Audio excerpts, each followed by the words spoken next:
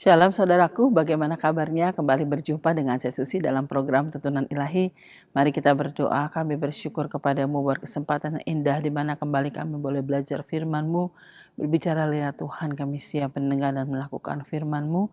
Dalam nama Yesus kami sudah berdoa dan mengucap syukur, haleluya, amin.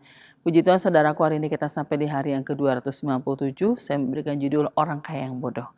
Nanti yang kita baca diambil dari Lukas pasal 12 sampai 13. Dan Lukas pasal 12 ayat 13 sampai 21 berbicara tentang orang kaya yang bodoh ya. Dalam nat sebelumnya dikatakan bahwa ada dua saudara yang sedang berbicara ya, memperebutkan tentang sebuah warisan ya. Di ayat yang ke-15 katanya lagi kepada mereka, berjaga-jagalah dan waspadalah terhadap segala ketamakan. Sebab walaupun seseorang berlimpah-limpah hartanya, tetapi hidupnya tidak tergantung kepada kekayaan itu. Ya, ayat 16 mengatakan bahwa Yesus memberikan sebuah perumpamaan. Ada seorang kaya, ya, yang berlimpah-limpah hartanya. Ia berkata dalam hati, apa yang harus aku perbuat? Ya, aku mempunyai tempat di mana aku menyimpan hasil tanahku. Ya, aku merombak, mendirikan lumbung-lumbung dan membesar lumbung-lumbung lagi. Ya, aku menyimpan segala gandum bagiku. Sesudah itu aku berkata kepada jiwaku, beristirahatlah. Ya, mari minumlah dan bersenang-senanglah. Dan ayat yang berikutnya dikatakan, tetapi firman Tuhan berkata, hai engkau orang bodoh, maka pada hari ini dengan jiwamu, pada hari ini jiwamu akan diambil daripadamu, ya. Dan apa yang telah kau sediakan itu, ya, untuk apa itu, ya, saudaraku.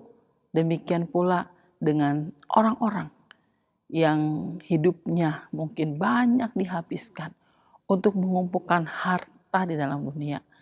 Nah, setelah dia mengumpulkan harta di dalam dunia, hidupnya hanya dihabiskan untuk kesenangan-kesenangan duniawi, memuaskan keinginan dagingnya.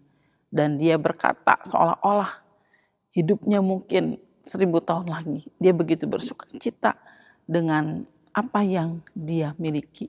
Dia bersenang-senang, dia memuaskan keinginan dagingnya. Tetapi pada saat itu dia tidak menyadari ya bahwa umurnya di tangan Tuhan. Tuhan yang memegang kendali hidupnya. Sehingga ketika Tuhan berkata, sudah selesai waktumu, dia tidak bisa berkata apa-apa lagi. Ya, semua hartanya, semua miliknya tidak dapat dia bawa. Dia tinggalkan semua.